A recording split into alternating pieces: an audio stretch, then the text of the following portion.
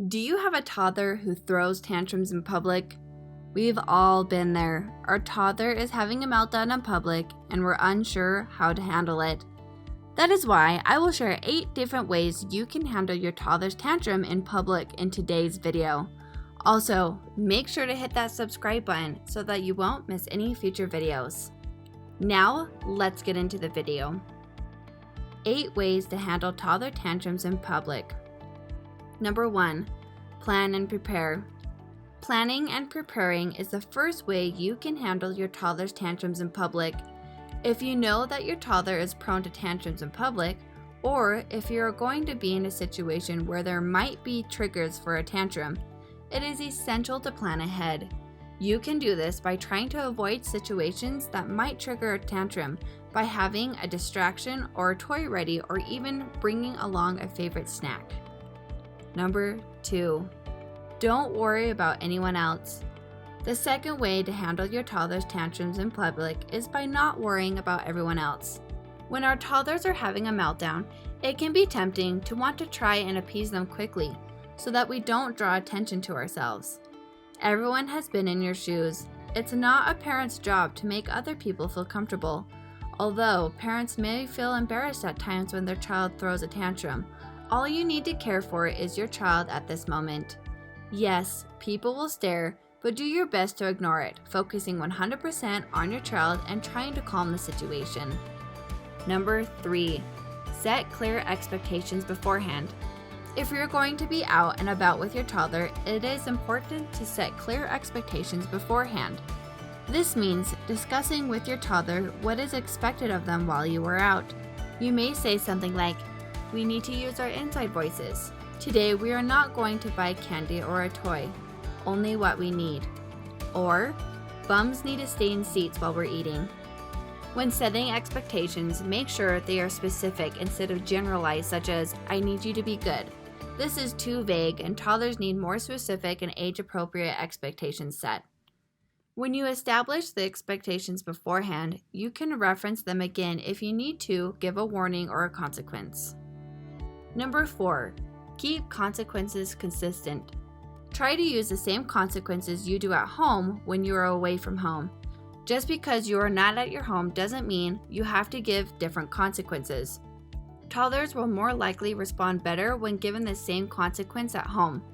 If your toddler at home starts throwing a tantrum and you and your toddler move to the couch or stairs to help them calm down, then do the same in public and move to your car, a bathroom, or a nursing room. Wherever you can find a calming and quiet place for your toddler while they move through their tantrum. Number 5, find a way to involve your child. Some tantrums are caused by toddlers feeling left out or bored. If you can find a way to involve your child in what you are doing, it can help prevent a tantrum from happening. You can do this by asking them to help hold the grocery list, talking about what they see, hear, smell, or feel, talking about what you are doing, and even asking about colors and shapes. Toddlers love to feel included and like they're a part of what's going on. Involving your child in the process is a fantastic way to help prevent tantrums in public. Number 6, empathize and acknowledge. If your toddler starts throwing a tantrum in public, empathize and acknowledge their feelings. This may sound like, "I hear you are mad because you wanted that toy and I said no."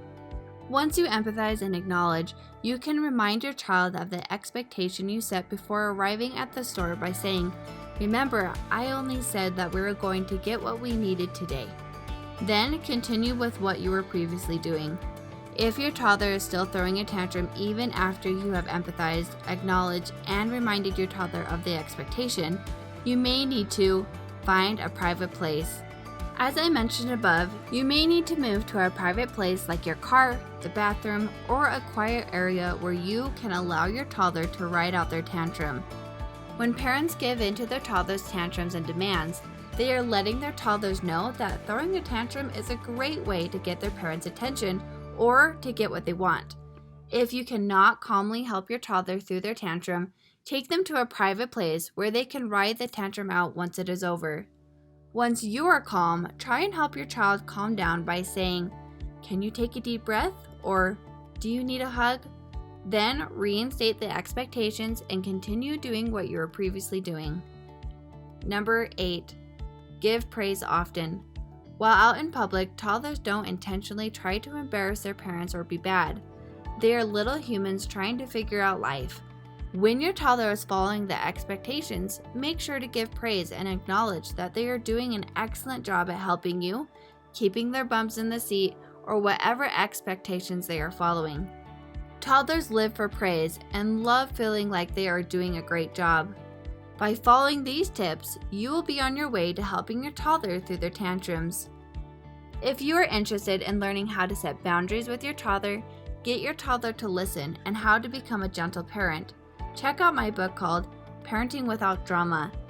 If you are already doing gentle parenting, you can learn more gentle parenting methods that you may not be using.